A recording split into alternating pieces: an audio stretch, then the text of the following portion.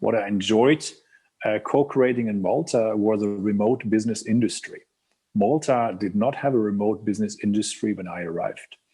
And so I was part of triggering that. And this is something which is probably close to 20% of the Maltese GDP by now, if you include all the side effects, because logically people working in those remote industries pay rent, spend money, etc., etc. Yes. But this is something which which made Malta one of the fastest growing European economies throughout the last probably 10 years. And one with the highest longevity of people living a healthy life.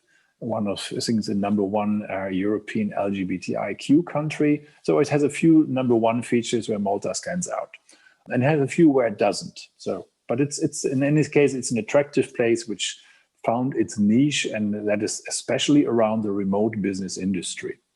For the Balkan area, remote driver's licenses, so which empower teenagers or people in that age bracket to explore options to work remotely and make actually money, so become financially independent. This is from my perspective, the number one way to empower the Balkan and to boost prosperity in the Balkan area. Very interesting. And folks, if you haven't studied, Andreas is talking about recent history in Malta, but looking at Maltese history all the way back is unbelievably interesting. It's 12,000 years before Christ, if you look back. And it has been on a crossroads of humanity for a long time, but it's in the kind of a center of the Mediterranean. And everybody who had something to do with trade in the Mediterranean wanted to position in Malta. And so this created interesting dynamics. And I would call it one of the most unique DNAs on the planet because they had a significant DNA exchange over the last 12,000 plus years. It really is worth looking into, and it's a beautiful place, and it's just south of Sicily, and it's off the northern African coast, and even now the largest yachts in the world go there because of the water depth for service. Yeah, and you know what? A lot of Americans love it for film productions because it allows you to have very unique film sets, and it has this kind of 300 days of sunshine and North African climate. It's south of Tunis, so the climate is very unique based on the fact that the country is very small. So it's a very tiny place, which is blessed in many, many ways. And if I recall, the food terrific? You know, it depends on how you look at it. If you want to have,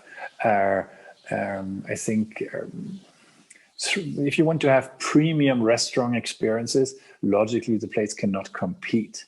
Yeah, so if you want to have expensive restaurants, you get many more of those in Miami, in New York, in Los Angeles, or in Paris, or in London.